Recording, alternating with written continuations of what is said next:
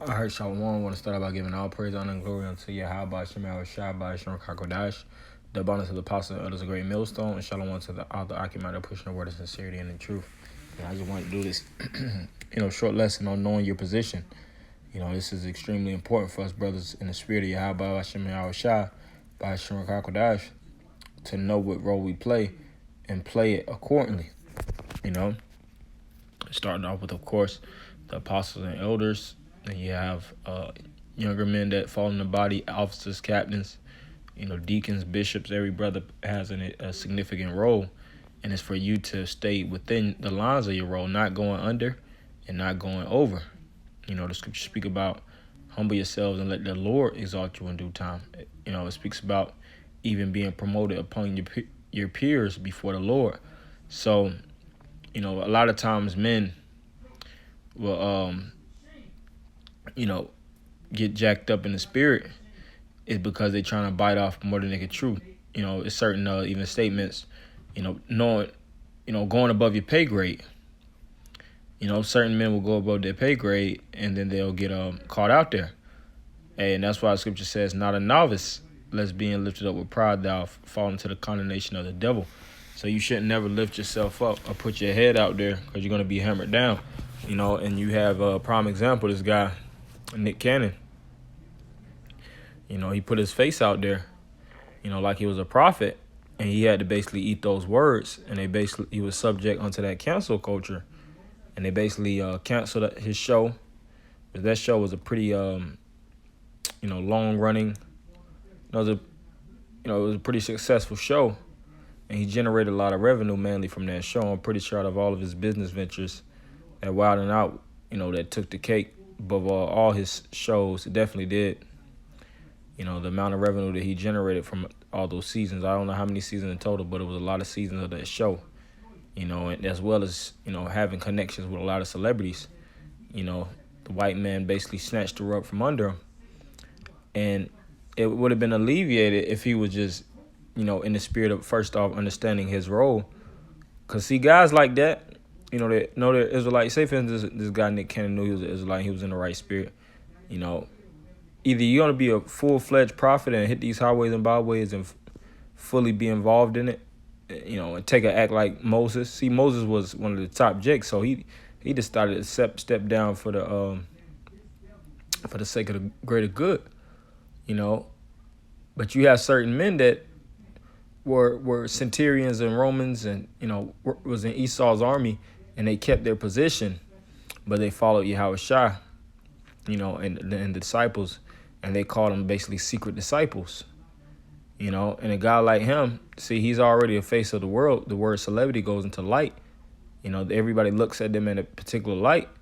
So the wise thing that he should have did was just kept his mouth closed. The scriptures speak about how the righteous will keep silent in that day, man.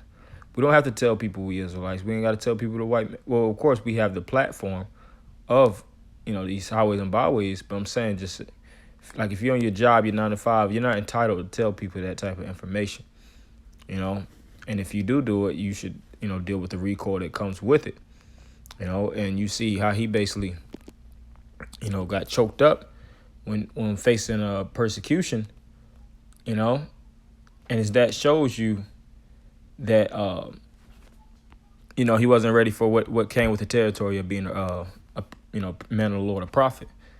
Let me see if I can find that because really, a lot of these guys are novices and they don't know what role they have in the body, Yep, 1 Timothy 3:6. Not a novice, lest being lifted up with pride, he fall into the condemnation of the devil. Right. So, a novice is a man that's of a lesser stature. If you understand your position as a novice, you wouldn't be lifted up with pride. You would be humble. But you have these young men in the faith, and they like to, take on big positions. They want the lion's share of the position. But when it comes to really, the big, big cats, like you have a lion, he's the head of the pride. So when big cats come his way, or even alligators, or, damn, big beasts, the lion steps in front, and he's willing to risk his life, for the pride. You never see the lion run, all right, or leave his children. Everything that he stands for is that pride.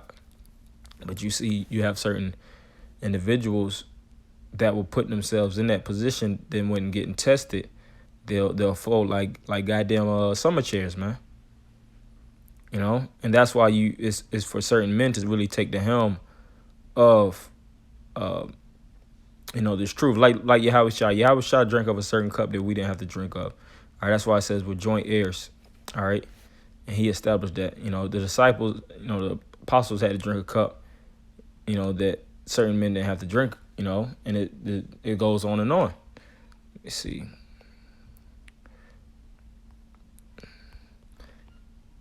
I wanted to get this one scripture because the scripture says how the Lord set up first, disciples. If I'm not mistaken, that's 1 Corinthians the 12th chapter. Because he sets up these different positions and everybody has a role to play. And like I said, a lot of times a man will get jacked up in the spirit because he's going outside his ranks, man. Even it was certain accounts where certain men, went outside of their ranks, and what happened? They immediately got put to death.